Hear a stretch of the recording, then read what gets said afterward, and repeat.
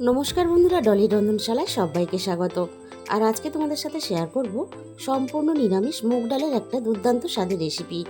নিরামিষ দিনে হোক বা এমনি দিনে এই রেসিপিটা খেতে কিন্তু দুর্দান্ত লাগে।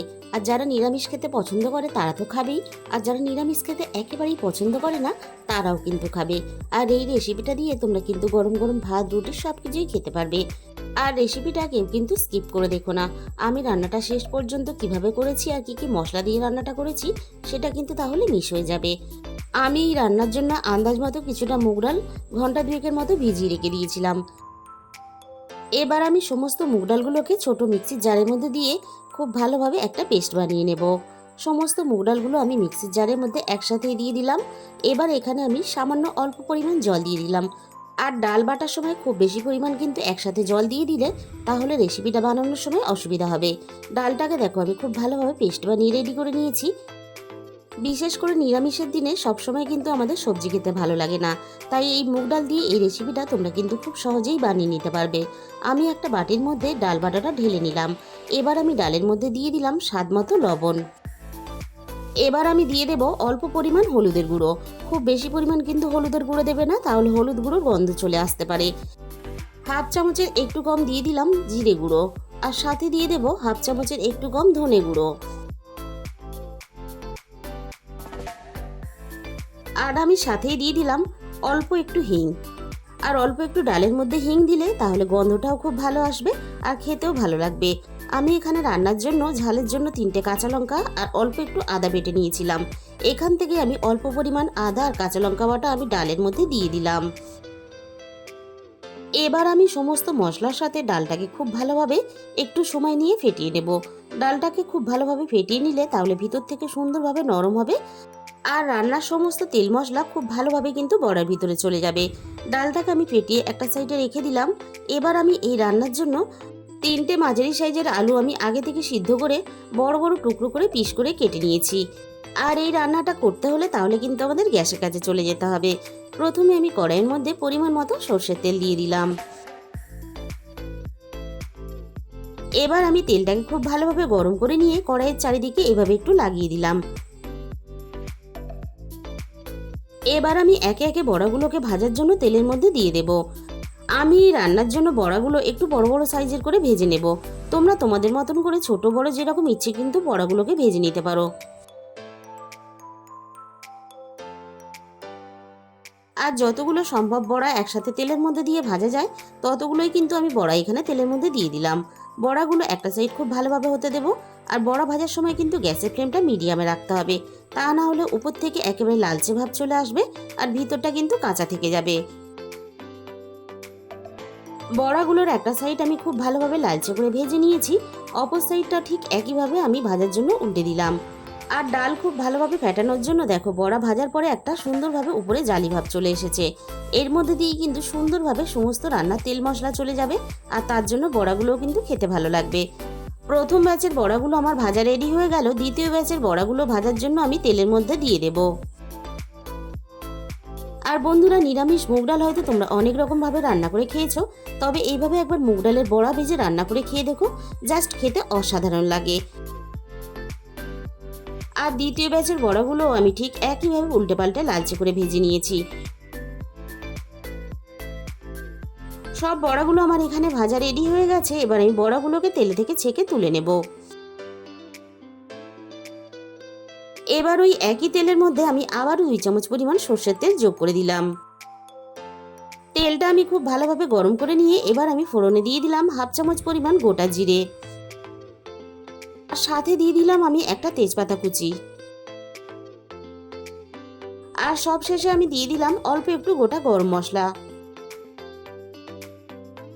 এবার আমি ফোড়নটাকে একটু নাড়াচাড়া করে ভেজে নেব, ফোড়ন থেকে সুন্দর একটা মিষ্টি গন্ধ বেরিয়ে আসা পর্যন্ত। ফোড়ন থেকে সুন্দর মিষ্টি গন্ধ বেরিয়ে আসার সাথে সাথে আমি এখানে ঝালের জন্য কাঁচা লঙ্কা বাটা আর আদা বাটা দিয়ে দিলাম। এবার আমি আদা আর কাঁচা লঙ্কা বাটাটা নাড়াচাড়া করে 1 মিনিটের মতো কষিয়ে নেব, যাতে আদার কাঁচা গন্ধটা চলে যায়। আদা আর কাঁচা লঙ্কা বাটাটা নাড়াচাড়া করে কষিয়ে নিয়ে এবার আমি এখানে দিয়ে দিলাম আগে থেকে আমি একটা মাঝারি সাইজের টমেটো পেস্ট করে রেখেছিলাম। পেস্ট করা টমেটোটাকে দিয়ে দিলাম। টমেটোটাও ঠিক একইভাবে আমি নাড়াচাড়া করে একটু মিনিট খানেকের মতো কষিয়ে নেব। যাতে টমেটোর কাঁচা গন্ধটা চলে যায়। সব কিছু একসাথে নাড়াচাড়া করে খুব ভালোভাবে কষিয়ে নিয়েছি। এবার আমি রান্নার বাকি উপকরণগুলো একে একে দিয়ে দেব।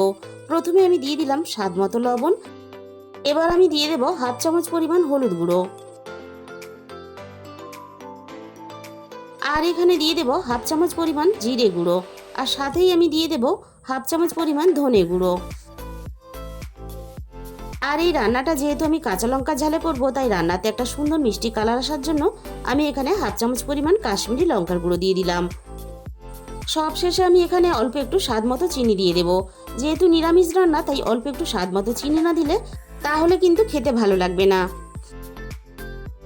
সমস্ত মশলা আমি একসাথে নাড়াচাড়া করে একটু সময় নিয়ে খুব ভালোভাবে কষিয়ে নেব, যতক্ষণ না মশলা থেকে সুন্দরভাবে তেলটা আলাদা হয়ে যায়। মশলার মধ্যে যাতে শুকনো ভাব চলে না আসে, তার জন্য আমি এখানে সামান্য অল্প পরিমাণ জল দিয়ে দিলাম। আবারও আমি মশলাটাকে নাড়াচাড়া করে খুব ভালোভাবে এভাবে কষাতে থাকবো। মশলাটা আমি মিনিট দুয়েকের মতো খুব ভালোভাবে কষিয়ে নিয়েছি, আর মশলা থেকে সুন্দরভাবে কিন্তু তেলটা আলাদা হয়ে গেছে। এবার আমি মশলার সাথে সেদ্ধ করা আলুটাকে দিয়ে দেব। এবার আমি আলু আর মশলা একসাথে নাড়াচাড়া করে আলুটাকে খুব ভালোভাবে কষিয়ে নেব।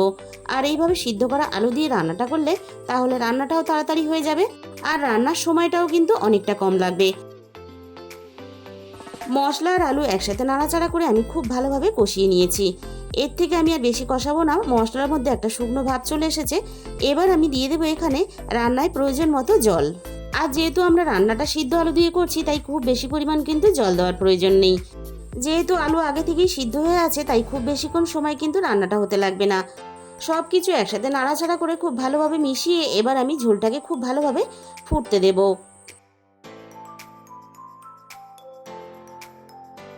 ঝোলটা খুব ভালোভাবে ফুটে উঠেছে। এবার আমি ভেজে রাখা সমস্ত বড়াগুলো একে একে ঝোলের মধ্যে দিয়ে দেব।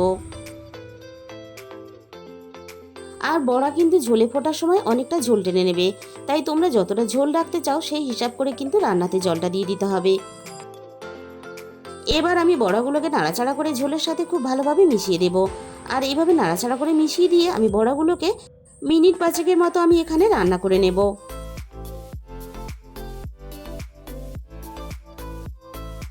এবার আমি রান্নার মধ্যে দিয়ে দেব হাফ চামচ পরিমাণ গরম মশলার গুঁড়ো। আর এখানে অল্প একটু ঘি দিয়ে দেব। আর যেহেতু নিরামিষ তরকারি, তাই অল্প একটু ঘি গরম মশলা না দিলে আমার মনে হয় রান্নাটা সম্পূর্ণ হলো না। এবার আমি ঘি গরম মশলাটা খুব ভালোভাবে নাড়াচাড়া করে মিশিয়ে দেব। আর বন্ধুরা, একদিন হলো তোমরা বাড়িতে এই রেসিপিটা ট্রাই করে দেখতে পারো, খেতে কিন্তু জাস্ট অসাধারণ হয়। তাহলে বন্ধুরা, আজকের এই রেসিপিটা ভালো লাগলে অবশ্যই ভিডিওতে একটা লাইক করে দিও, আর নিজেদের বন্ধুদের মধ্যে শেয়ার করে দিও। আর আমার চ্যানেলে যে সমস্ত নতুন বন্ধুরা এখনও পর্যন্ত আমার চ্যানেলটাকে সাবস্ক্রাইব করোনি, এরকম নতুন নতুন রেসিপি পেতে আমার চ্যানেলটাকে সাবস্ক্রাইব করে পাশে থাকা বেল আইকনটা ক্লিক করে অল করে দিও। তাহলে আমি যখনই কোনো নতুন রেসিপি আপলোড করব, সবার আগে তোমার কাছে পৌঁছে যাবে। আর তোমাদের মূল্যবান সময় দিয়ে আমার এই রেসিপিটা শেষ পর্যন্ত দেখার জন্য তোমাদের সবাইকে অসংখ্য ধন্যবাদ।